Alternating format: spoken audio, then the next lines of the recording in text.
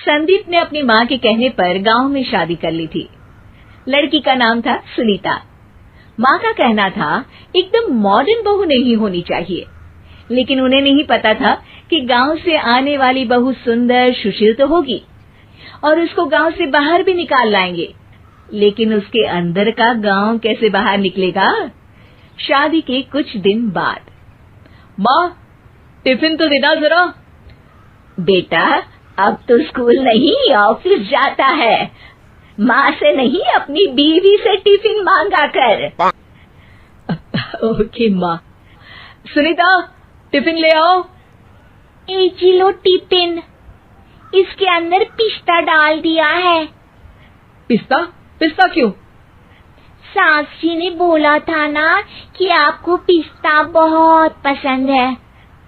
ओहो, मैंने पिस्ता नहीं पास्ता बोला था, पास्ता। पास्ता? कहीं होता है पास्ता? अरे बेटी तू रहने दे, मैं बना दूंगी। अच्छा किया कि पाव भाजी बनाने का नहीं बोला, वरना किसी के पाव बना देती है। सुनीता को बुरा लगता है, लेकिन उसकी नादान हरकतें कम नहीं होती। ऐसे ही एक दिन, अरे तुमने ये क्या लगाया है? अरे आप वो फूस फूस करके लगाते हैं ना, वही। डियो? का दियो?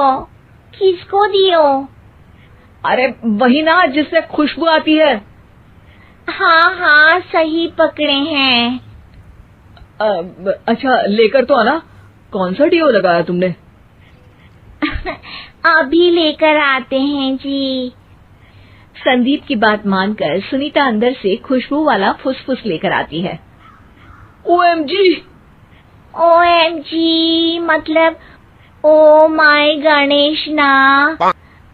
अरे ओएमजी छोड़ो, और ये खुशबू वाला फुसफुस की बात कर रही थी तुम? हाँ इसी की, फिर से सही पकड़े हैं। अरे देवी, लेकिन आप सही नहीं पकड़े हैं, ये डियो नहीं है। डियो नहीं है तो क्या लियो है? अरे ये रूम फ्रेशनर है, जिसको कमरे में छिड़कते हैं, खुद पर नहीं। कोई बात नहीं, माँ कहती थी आत्मा किराएदार है, शरीर एक किराए का कर्म। हम शरीर पे ये डाल लिए तो क्या फर्क पड़ जाएगा। अरे बहू, ओ बहू, मेरे लिए फल तो ले आ, फिर मैं बाजार जाऊंगी। सुनीता अपनी सास के लिए फल लेकर आती है। अरे बेटा, पपीता, तरबूज और सेब फल ऐसे कैसे खा लूं? काट कर तो ले आ। माँ जी, मेरे गांव में तो खेत से उठा के सीधा खा लेते हैं। अरे ये तेरा गांव नहीं है ना। अरे संदीप, तू ही कुछ समझा देना इसको बेटा। मैं कैसे समझाऊं माँ, ये तो माइक्रोवेव को भी भट्टी बोलती है। कल मैंने बोला हाय कैसी हो, तो बोलती है किसी को हाय नहीं लगानी चाहिए। अरे सुनीता, तेरा क्या होगा? अभी तो कैसे बताऊं माँ जी, अभी हम कुछ करेंगे फिर पता चलेगा क्या होगा, लड़का या लड़की। हे भगवान, कहाँ से आ गई है? रामपुर से जी, आप ही तो लेकर आए थे मुझे। अरे मुझे माफ कर दो। पहले कोई गलती तो करिए जी, आपकी तो सारी गलती माफ कर देंगे हम। हाँ अरे बहू, मेरी बात सुन। फल यानी कि फ्रूट जब भी लाए ना तो काट कर लाना, ठीक है? जी ठीक है माँ जी, फल यानी फ्रूट यानी काट के लाऊंगी। सुनीता रोज ही कोई ऐसी हरकत कर देती जिसकी वजह से उसे घर में दो बातें सुननी पड़ती।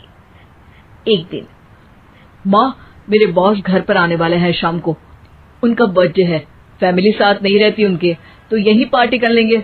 उनको अच्छा लगा तो शायद मेरा प्रमोशन भी हो जाएगा। मैं ना फ्रूट केक लाकर फ्रिज में रख दूंगी और तेरे साथ आज खाना मैं बनाऊंगी, ताकि जब साहब आए तो खाने में कोई गड़बड़ ना हो। शाम को जब सारी तैयारियां हो जाती है, संदीप के साथ बड़े साहब भी घर आते हैं। फ्रूट केक तो ले आना बहू, फिर खाना खाएंगे।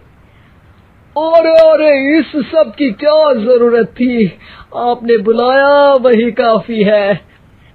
सर, आपका परिवार शहर में नहीं है तो हम ही आपके परिवार जैसे हैं सर। इतने में ही सुनीता फ्रूट केक लेकर आती है और बड़े साहब की टेबल पर रख देती है, और जैसे ही केक के ऊपर का बॉक्स हटाती है, ओह, ये क्या है? केक तो कटा हुआ है। मैं तो ऐसा नहीं लाई थी। आप मुझे शाबाशी दे सकती है माँ जी, मैंने ही केक काट दिया। आपने कहा था ना, फल यानी फ्रूट यानी हमेशा काट के लाना, तो फ्रूट केक भी तो फ्रूट ही है ना, तो मैंने पहले ही काट लिया। होना मैं समझदार। अरे बहू, ये क्या किया? केक हमेशा वही काटता है जिसका जन्मदिन होता है। तुझे एक बात भी समझ नहीं आती, एक नंबर की बेवकूफ है। पूरा माहौल बिगड़ चुका था। संदीप को लगने लगा था कि साहब उसे प्रमोशन तो दूर की बात है, कहीं डिमोशन ना दे दे, लेकिन साहब बीच में ही बोल पड़ते हैं। अरे कोई बात नहीं, ये इनकी बेवकूफी नहीं है, इनका भोलापन है। बेटा आप कहाँ से हो? रामपुर गांव से। अरे वाह, गांव से? फिर तो आपके गांव में ताजे फल और सब्जियां मिलते होंगे। हाँ, सही पकड़े हैं। हम तो काटते भी नहीं, सीधा खा लेते हैं। मैं ना एक बार तुम्हारे गांव घूमने जरूर चलूंगा। क्यों संदीप, ले चलोगे ना? मुझे गांव घूमना बहुत पसंद है। बस फिर क्या था, संदीप और सास दोनों खुश हो गए, क्योंकि साहब को सुनीता ने गांव की बात करके खुश कर दिया था। अब संदीप का प्रमोशन पक्का था। शिक्षा, कभी भी किसी भी गलती पर घबराना नहीं चाहिए।